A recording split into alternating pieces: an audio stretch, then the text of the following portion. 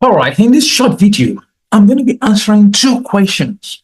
The first question is this: what's the difference between a Raspberry Pi Pico and a Raspberry Pi? And the second question is this: when do I use a Raspberry Pi Pico and when do I use a Raspberry Pi when I have a project? To answer these two questions, first we need to understand what's the difference between a microcontroller board and a single board computer. All right, the Raspberry Pi Pico is considered a microcontroller board, while the Raspberry Pi is considered a single board computer. Now, let's look at what each of these stands for. So the microcontroller boards and the single board computers are essential for embedded systems and robotics. Choosing the right one depends on project requirements. All right. Now, what is a microcontroller board? It's a compact system with processor, memory, and peripherals. It is designed for real-time and low-power applications. The different types of microcontroller boards, example is the Arduino, ESP32, and the Raspberry Pi Pico. So the Raspberry Pi Pico is an example of a microcontroller board. Now, what is a single board computer, SBC? It is a full-fledged computer with CPU, RAM, storage, and ports. It runs an operating system. So the operating system could either be a Linux or Windows. Now, here are some examples of the single board computer. Example is the Raspberry Pi. So a Raspberry Pi is an example of a single board computer. Why? Because it consists of CPU, it consists of RAM, it has storages, and it has several ports. Another example of a single board computer is the Jetson Nano. And the third example is the BeagleBone Black. So these are examples of single board computers. Now let's look at the difference between the microcontroller boards and the single board computers. You can also refer to them as microcontroller units and single board computer. All right. For the MCU, in terms of processing power, it's quite low. So their processing powers are quite low, while the SBCs have a high processing power.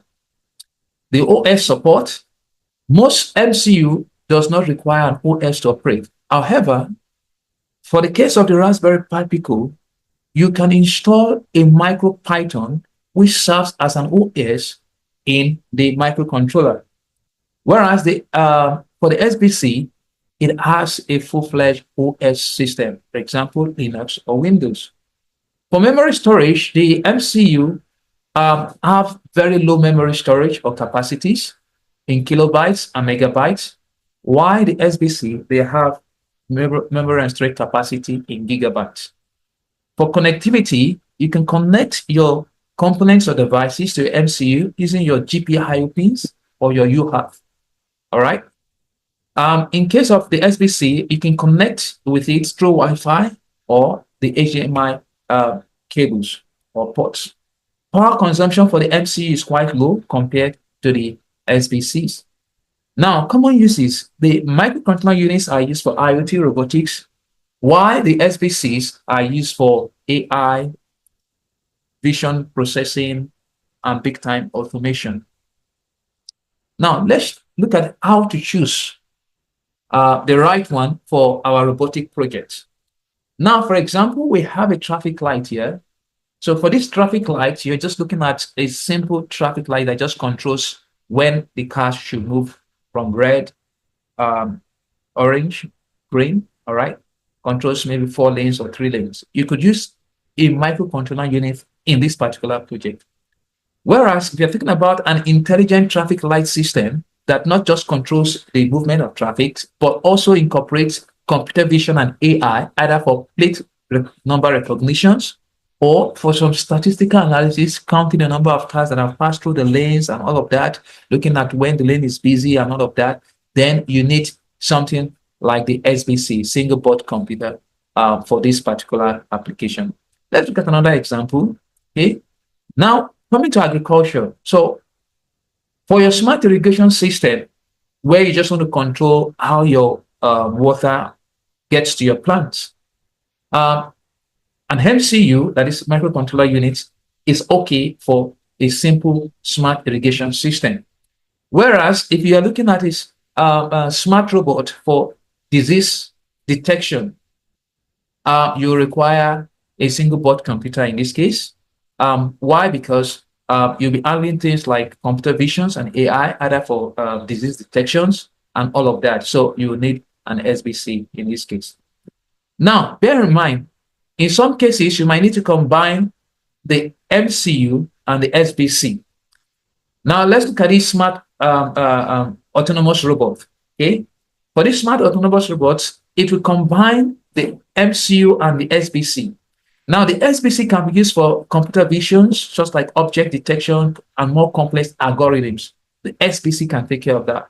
When we think about the connection to sensors, reading your environmental parameters using sensors, then you can use your MCU in that case. So the MCU probably can read your ultrasonic sensors to measure the distance from your robot to a particular object, all right?